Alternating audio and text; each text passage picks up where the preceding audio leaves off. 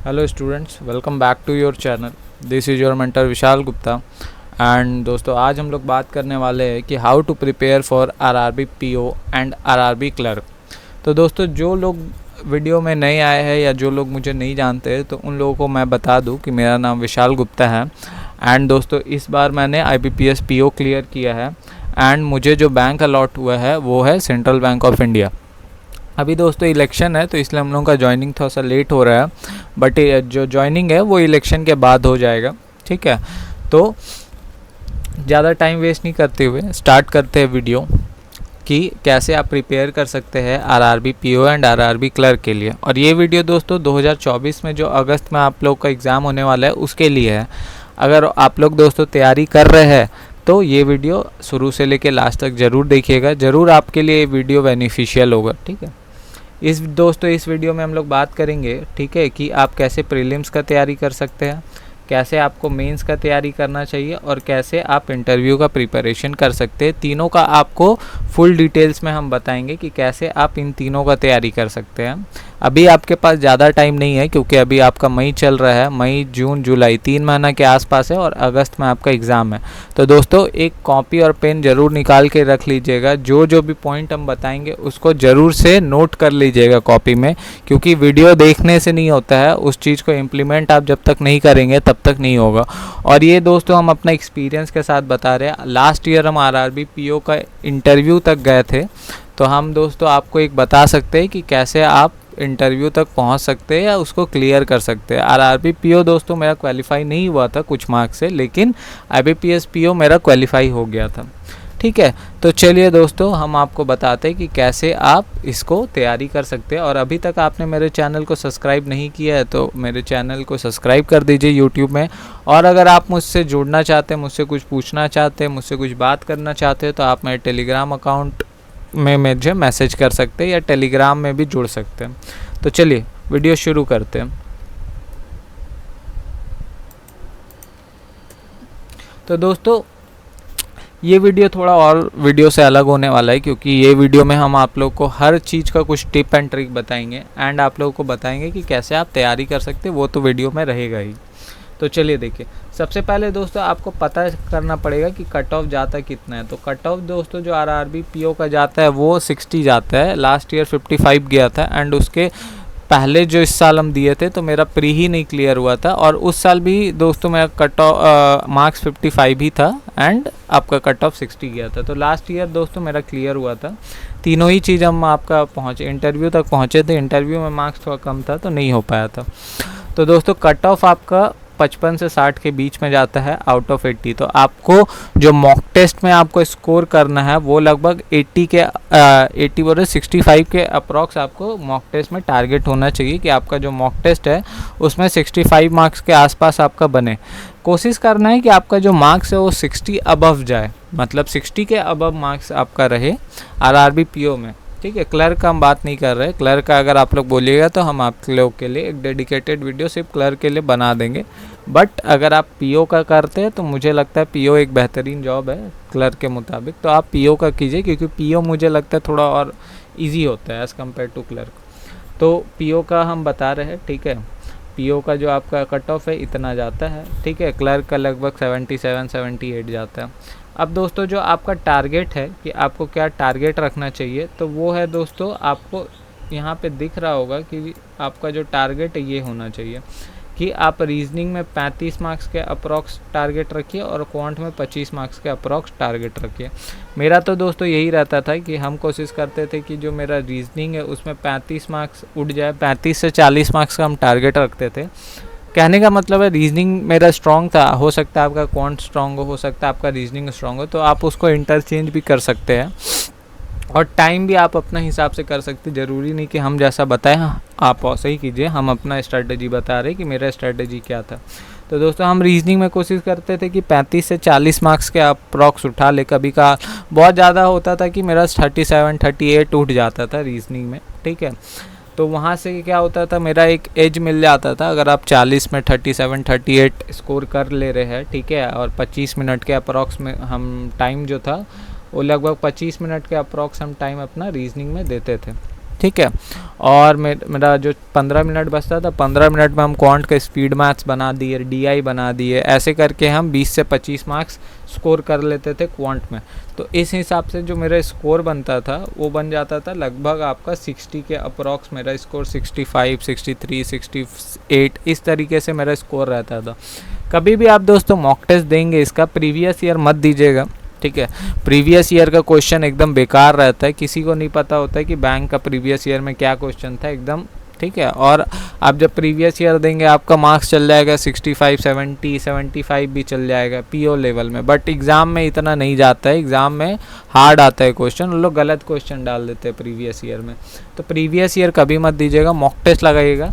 अभी आपके पास दोस्तों 3 मंथ के अप्रॉक्स है, ठीक है। अभी आपके पास लगभग 3 मंथ के अप्रॉक्स है आपके पास, ठीक है। तो अभी आपको क्या करना है कि जितना हो सके मेंस का मॉक टेस्ट दीजिए और मेंस लेवल क्वेश्चन सॉल्व कीजिए। अभी एटलीस्ट 2 महीना, अगर आपका मार्क्स 45 से 50 के बीच में आ रहा है तो आपको मेंस का मॉक टेस्ट लगाना चाहिए, ना कि प्री का मॉक टेस्ट, ठीक है। आपका कॉन्सेप्ट क्लियर हो गया है। अगर आपका मार्क्स 45 से 50, इनफैक्ट 40 से भी ऊपर जा रहा है, 45 50 तक आ रहा है, तो आप मेंस का मॉक टेस्ट लगाइए। प्री में अपना टाइम मत बेकार कीजिए, क्योंकि प्री आपका क्वालिफाई हो जाएगा, मेंस आपका नहीं होगा क्वालिफाई। मेंस में अच्छा मार्क्स रखना बहुत ज़रूरी है। एट लास्ट आपका टारगेट यही होना चाहिए कि आपको जॉब लेना है, ना कि एग्ज़ाम क्लियर करना है। प्री निकाल के कुछ नहीं होता है, मेंस निकालना बहुत ज़रूरी है। मेंस में आप अटक जाएंगे अगर आपका मेंस का अच्छा प्रैक्टिस नहीं है तो मेंस का दोस्तों अच्छा से तैयारी कीजिए, ठीक है। अभी 2 मंथ आपको मेंस का मॉक टेस्ट लगाना चाहिए, मेंस का पजल लगाइए, मेंस का क्वेश्चन सॉल्व कीजिए जितना हो सके ज़्यादा से ज़्यादा, ठीक है। एंड प्री का छोड़ दीजिए एकदम तैयारी, ठीक है। लास्ट मंथ आपका जब 1 मंथ के अप्रॉक्स बचेगा जुलाई, ठीक है, तो वहाँ पे आप क्या कीजिएगा कि प्री का क्वेश्चन लगाना स्टार्ट कर दीजिएगा। प्री का क्वेश्चन आप लगाएंगे तो वहाँ पे आपका क्या होगा कि आपका जो मार्क्स है वो धीरे धीरे 10 से 15 मार्क्स लास्ट मंथ में बढ़ जाएगा, तो वो ईज़िली बढ़ जाता है, ठीक है। लास्ट मंथ में आपको 4 से 5 मॉक टेस्ट देना है एक दिन में, ठीक है, और मेंस का एकदम पढ़ाई छोड़ देना है। अभी देखिए दोस्तों, हम थोड़ा सा आपको मेंस प्री का मॉक टेस्ट देने का बता देते हैं कि आपको कैसे करना है, ठीक है। जो गलती हम लास्ट का पहले वाला साल में किए थे, अब उसमें दोस्तों क्या था कि हम सॉल्व करते जा रहे क्वेश्चन, ठीक है। लास्ट में मेरा 4 से 5 क्वेश्चन स्पीड मैथ्स का रह गया था अप्रॉक्सीमेशन, हम पहुंच ही नहीं पाए, पहुंचे टाइम में ख़त्म हो गया।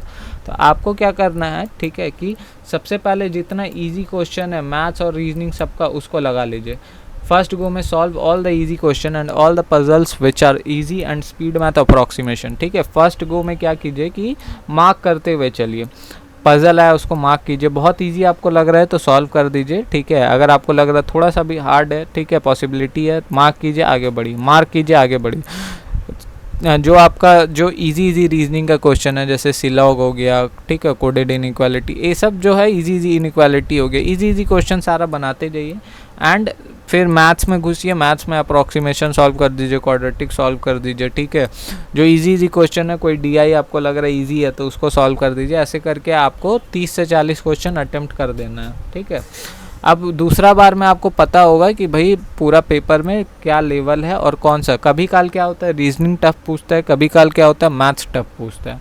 तो आपको पता होना चाहिए कि कौन सा सेक्शन हार्ड पूछा है। जो सेक्शन हार्ड पूछा है, ठीक है, उसको आपको नहीं करना है, उसको आपको बाद में करना है। बहुत ज़्यादा चांसेस रहता है कि क्वांट का जो लेवल है थोड़ा सा हार्ड रहेगा, ठीक है। रीजनिंग आपका लगभग डुएबल रहता है, भले आपको दिखने में ना आरआरबी पीओ का ये होता है कि आपको क्वेश्चन दिखने में बहुत हार्ड लगेगा, लेकिन वो हार्ड होता नहीं। आप जब अटेम्प्ट करेंगे उसको तो एक बार में बन जाता है। तो ये चीज़ है, ठीक है। दूसरा क्या था कि आपको सेकंड गो में क्या कीजिए कि सॉल्व कीजिए जितना भी हार्ड पजल है, या मान लीजिए कोई ऐसा क्वेश्चन है जो आपको लग रहा है कि हार्ड है, ठीक है, तो सेकंड गो में सॉल्व कीजिए और कोशिश कीजिए कि जो आपका अटेम्प्ट है एटलीस्ट क्या हो 65 तक अटेम्प्ट हो आपका, ठीक है। अगर आप 60 अबव मार के नहीं आते हैं क्वेश्चन तो बहुत ज़्यादा चांसेस है कि आपका प्री ही नहीं क्वालिफाई होगा। तो आपको कोशिश करना है कि आपका अटेम्प्ट बढ़े, ठीक है। जितना जल्दी हो सके उतना जल्दी एक्यूरेसी से सॉल्व करें। स्टार्टिंग में क्या होगा कि आपका एक्यूरेसी जो है, ठीक है, वो सही नहीं होगा। आपका एक्यूरेसी धीरे धीरे समय के साथ ठीक होगा एंड मार्क्स भी धीरे धीरे बढ़ेगा। अगर आपका जो स्पीड है, एक्यूरेसी है अभी ख़राब है तो आप उसका दिक्कत मत लीजिए। जब आप एक दिन में 4 से 5 मॉक टेस्ट लगाएंगे जब आप बहुत ज़्यादा फ्रीक्वेंसी ऑफ क्वेश्चंस को बढ़ा देंगे, ठीक है, पजल को बढ़ा देंगे, आपका एक्यूरेसी जो है वो ऑटोमेटिक ठीक होने लगेगा, टाइम अपने आप कम होने लगेगा। लेकिन अभी आपको क्या करना है कि मेंस लेवल क्वेश्चन सॉल्व करना है एंड जीए का कोशिश कीजिए कि जो करंट अफेयर्स है उसको आप सही तरीके से पढ़े का मतलब आप मान लीजिए कि कहीं से भी कर रहे, जैसे अफेयर्स क्लाउड से कर रहे या कोई भी टीचर से पढ़ रहे, तो कोशिश कीजिए कि जो मेन पॉइंट्स है उनका थोड़ा छोटा मतलब शॉर्ट नोट्स बना के रखें ताकि वो आपको हेल्प करे। प्री आपका निकालना बहुत इजी होता है, मेंस निकालना काफ़ी टफ है, ठीक है। तो और जो मेन गेम है वो मेंस है, ना कि प्री है, ठीक है। तो मेंस का आपको अच्छे से तैयारी करना है। और एक चीज़ बोलेंगे कि आप कभी भी जो फॉर्म फिल करेंगे RRBPO का, अपना होम स्टेट से फिल कीजिएगा। बार बार हम बोलते हैं, ठीक है, हम यही गलती किए थे, हम होम स्टेट से नहीं फिल करके दूसरा स्टेट से फिल किए थे। अब होता है क्या है, जब आप दूसरा स्टेट से फिल करेंगे, बहुत लोग नहीं मानते लेकिन ऐसा होता है दोस्तों कि वो लोग वहाँ पे आपका इंटरव्यू में आपसे ऐसा अटपटांग क्वेश्चन पूछेंगे कि जिसका कोई सर पैर नहीं है। जैसे हम इंटरव्यू में गए तो मेरे से नदी से पूछ रहे हैं, ठीक है, माइनिंग से क्वेश्चन, कुछ भी मतलब पूछ देंगे, आपको लगेगा कि ये क्या भाई, बैंक का इंटरव्यू में ये क्या क्वेश्चन पूछा जा रहा है। बोल देंगे कि आप अच्छा 10 मॉन्यूमेंट 15 मॉन्यूमेंट के नाम बताइए, ठीक है। तो ये सब कुछ भी पूछ देते हैं, तो इसीलिए कोशिश कीजिए, ठीक है, कि वहाँ पे आप अपना होम स्टेट फिल करें ताकि आपका होम स्टेट आप जाएंगे, उन लोग को पता होता है कि होम स्टेट मिलेगा तो बच्चा जॉब नहीं छोड़ता है। दूसरा स्टेट मिलने से मैक्सिमम लोग छोड़ देते हैं अगर IBPS PO निकला, SBI PO निकला तो इसीलिए कोशिश कीजिए कि आप होम स्टेट फिल करें। दूसरा है दोस्तों मेंस का आप तैयारी कैसे कर सकते हैं। प्री का तैयारी हम दोस्तों आप लोगों को बताएं कि आपको किस तरीके से टाइम मैनेजमेंट करना है। 25 मिनट के आसपास आपको रीजनिंग में देना है एंड 15 मिनट के आसपास आपको क्वांट में देना है। अगर आपका क्वांट स्ट्रॉन्ग है, ठीक है, तो आप क्वांट को 25 मिनट के आसपास दीजिए और रीजनिंग को 15 मिनट के आसपास दीजिए। ये आप अपना हिसाब से चेंज कर सकते हैं स्ट्रैटेजी। बाकी चलिए अब बात करते हैं हम लोग मेंस का, कि मेंस का तैयारी आप कैसे कर सकते हैं, ठीक है। तो मेंस का जब आप तैयारी स्टार्ट करते हैं तो आपको पता होना चाहिए कि मेंस में टोटल 200 मार्क्स का मेंस का एग्ज़ाम होता है। अब जब आप मेंस का एग्ज़ाम देने बैठेंगे तो आपको पता होना चाहिए कि आपका टारगेट क्या है। आप 100-110 टारगेट नहीं रख सकते, वो बहुत ज़्यादा होता है, ठीक है। आपका टारगेट ऐसा होना चाहिए जिसको आप अचीव कर पाए। 80 से 90 मार्क्स हमको लगता है काफ़ी अच्छा मार्क्स है, ठीक है। एंड अगर आप 80 से 90 स्कोर कर जाते हैं, ठीक है, मेंस में, तो आपका काफ़ी चांसेस होता है कि आपका सिलेक्शन हो जाएगा अगर इंटरव्यू में आपका एवरेज से थोड़ा अच्छा मार्क्स मिला है तो। अब हम जो दोस्तों मेरा टारगेट यही रहता था जो हम लिखे है कि क्वांट में मेरे को लगभग 20 मार्क्स के अप्रॉक्स उठाना है, रीजनिंग में मेरे को लगभग 25 मार्क्स के अप्रॉक्स उठाना है मार्क्स। हिंदी में दोस्तों, हिंदी तो नहीं, इंग्लिश हम देते थे, बट अगर जो लोग जिनका इंग्लिश वीक है या जो लोग हिंदी मीडियम से है तो वो लोग हिंदी भी ले सकते हैं, ठीक है। इंग्लिश में 25 के आसपास उठाने का मेरा टारगेट रहता था। जीए जो है 15 मार्क्स आ जाए काफ़ी अच्छा। एंड कंप्यूटर में दोस्तों हम ट्राई करते थे कि मेरा 10 मार्क्स तो एटलीस्ट आ ही जाए।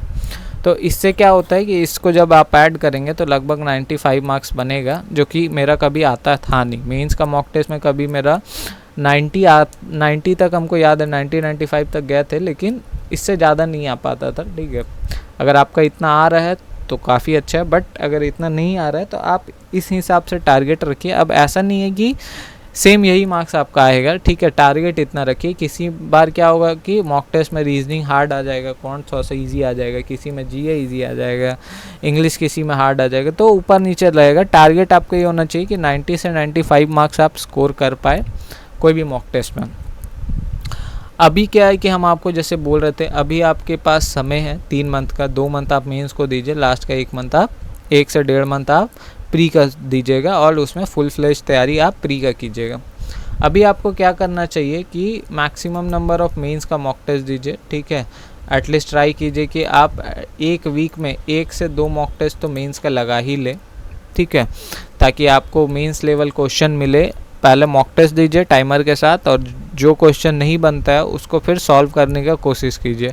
इस तरीके से धीरे धीरे आपसे मेंस लेवल क्वेश्चन बनने लगेगा।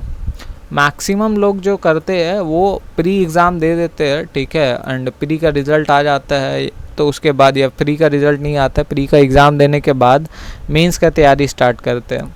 अब इससे क्या होता है कि उनका मेंस में लगभग 60-70 मार्क्स के आसपास आता है और समझ लीजिए कि वहाँ से उनका मेंस नहीं निकलता है। तो आपको ये गलती नहीं करना है। आप कोशिश कीजिए कि अपना मेंस का तैयारी अच्छा से करें। प्रीलिम्स तो निकल ही जाएगा, ठीक है। अगर आपका मेंस में अच्छा मार्क्स आने लगा तो आपका प्रीलिम्स का जो क्वेश्चन सब है ऑटोमेटिक आपसे बनने लगेगा और कम टाइम में बनने लगेगा। तो कोशिश कीजिए कि मेंस लेवल क्वेश्चन ज़्यादा से ज़्यादा सॉल्व करें, खास करके पजल और बड़ा बड़ा जो DI आता है, इस सब चीज़। और प्रैक्टिस कीजिए मेंस लेवल क्वेश्चन। प्रैक्टिस कहाँ से करेंगे? आपको मेंस का जो मॉक टेस्ट है वहाँ से प्रैक्टिस करना है। एंड जिस भी टीचर से आप फॉलो करते हैं क्वांट के लिए, रीजनिंग के लिए, ठीक है, वहाँ से कीजिए। उनका मेंस वाला जो क्लास है वो कीजिए, ठीक है। अगर इस साल अभी वो नहीं पढ़ा रहे तो लास्ट ईयर पढ़ाए होंगे वो सब क्लास को कीजिए। और आप कहीं से प्लस सब्सक्रिप्शन लिए है तो आपको तो मिल ही जाएगा। एंड इंटरव्यू का आपको अभी प्रिपरेशन नहीं करना है, ठीक है। इंटरव्यू का आप बाद में भी प्रिपरेशन कर सकते हैं। एंड दोस्तों जो GA है, GA बहुत इंपॉर्टेंट है, तो GA कोशिश कीजिएगा कि GA का प्रिपरेशन आप अभी से करें। उसके बाद दोस्तों इंटरव्यू का थोड़ा सा बात कर लेते हैं कि इंटरव्यू कैसा होता है। सबसे पहले तो आप ट्राई कीजिए कि आप अपना होम स्टेट फिल करें, ठीक है, नहीं तो आपका मार्क्स इन लोग काट देगा, पहले ही हम आपको बता दे रहे हैं। दूसरा क्या है दोस्तों, जो इंटरव्यू में पूछता है, अगर आप लोग को नहीं पता है तो हम आप लोग को बता दें कि 3 तरीके से आपका क्वेश्चन पूछा जाएगा। बैंकिंग अवेयरनेस से पूछता है, ठीक है। बैंकिंग अवेयरनेस अगर आपको नहीं आता है तो आप PDF से पढ़ सकते हैं। 1 मंथ में आप अच्छा तैयारी कर लेंगे PDF से और यूट्यूब से, तो उसका आप दिक्कत मत लीजिए। दूसरा करंट अफेयर्स। करंट अफेयर्स हम आप लोग को बोलते हैं दोस्तों, अभी से ही तैयारी करते रहिए करंट अफेयर्स का, ये बहुत इंपॉर्टेंट है क्योंकि करंट अफेयर्स करने में समय लगता है। एंड अगर आपका नहीं किया हुआ है तो आपको बहुत दिक्कत होगा क्योंकि बार बार याद करना बहुत मुश्किल होता है। तो अभी से ही कोशिश कीजिए कि आप करंट अफेयर्स करते रहे। सेल्फ रिलेटेड क्वेश्चन पूछते हैं, आपके मम्मी पापा क्या करते हैं, पापा कहाँ जॉब करते हैं, आप इसी स्टेट से क्यों फिल किए, ये सब चीज़, ठीक है। आप बैंकिंग में क्यों आना चाहते हैं, बैंकिंग से आप क्या समझते हैं, ये सब चीज़ कुछ आपका सेल्फ रिलेटेड क्वेश्चन रहता है जो आप जब इंटरव्यू का तैयारी करेंगे तो आपको यूट्यूब से कहीं से भी मिल जाएगा। कोशिश कीजिएगा कि खुद से फ्रेम करें आंसर, ठीक है, क्योंकि यूट्यूब में जो बोला है ज़रूरी नहीं कि आप वो क्वेश्चन बोले वही आंसर बोले। आप कोशिश कीजिएगा आंसर जो है आप खुद फ्रेम करें, ठीक है, लिख के। कुछ टिप्स हम दोस्तों आपको इंटरव्यू में देना चाहेंगे। 2-3 इंटरव्यू हम फेस किए हैं एंड मेरे को फील हुआ कि आप इंटरव्यू में जितना चिल रहेंगे, रिलैक्स रहेंगे, आपको उतना काम उतना हेल्प होगा।